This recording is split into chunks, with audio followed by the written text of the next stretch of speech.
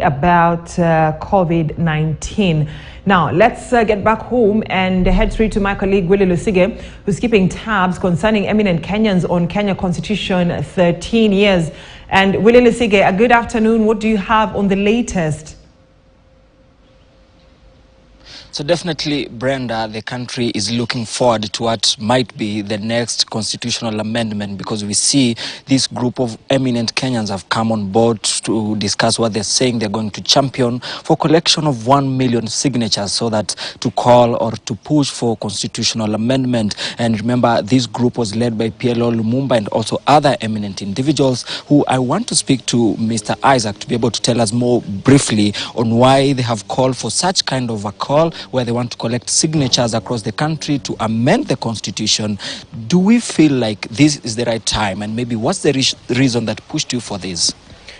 Kenya has been in a constitutional moment for the longest time ever. First of all, it's been more than 10 years after the promulgation of our constitution. And therefore, every constitution after 10 years, it's a time to look at what progresses, what have we made that can be measured upon, and therefore this is the moment. Secondly, we are a country that is always rotating around progress in every election year of 5 years. We have 3 years of good work, and then the next 2 years is campaign mode, and therefore we are losing quite a lot, where we are losing progress and therefore the economic challenges that we may have. This is an opportunity to bring out issues to be anchored in the constitution. The president has been talking about very kindly and in a manner that is easy to be understood, that there is need to have a country that winner does not take it all. And therefore, the need to have an office of the leader of the opposition.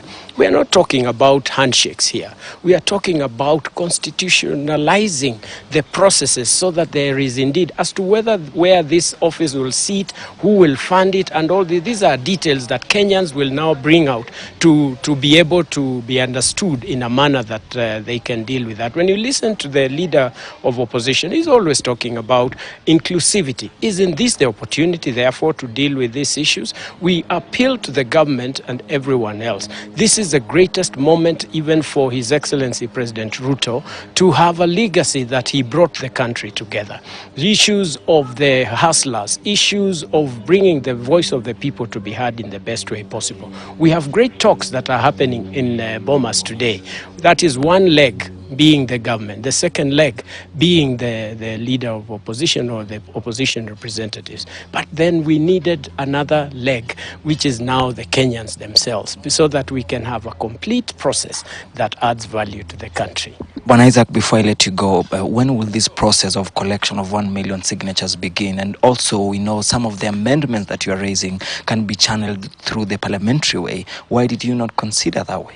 We believe that this is a process that is going to be mwananchi driven, so that everyone gets to deal with the issue in the best way possible. As to whether we are going to start when and how, we must be able to allow the process to take its own course. But for sure, we are looking forward to the buy-in by the president, by the leader of opposition, and Kenyans moving in, so that when we start the process of signing in the signatures, then everyone is excited about it and they believe they are carried in. Can you imagine if decisions were made outside there and Mwananchi is just told this is what is good for you? Even if the decisions are good, even if the plans and ideas at Parliament are going to be good, but Mwananchi will always feel left out, and therefore the importance of having this process carried by all. Okay, Bwana Isaac, before I let you go, people will ask who is funding this, and how will you make sure that the amendments will be able to cut across both sides, the government and the opposition? This is a Mwananchi-driven process. You see, and this is where we have had issues before. Why do you need funding for this kind of a process, so that it can bring confusion? Where are you getting money for all this? We are looking for people who are willing to be patriotic enough to take this country to the next level. How much does it cost to call for press, to be able to call for a meeting in a certain place, to move on in areas, whether online or otherwise, that people can participate? constitution changing moments and processes must not be expensive. They must be driven from the heart. And nothing is so potent like the silent influence of a good example.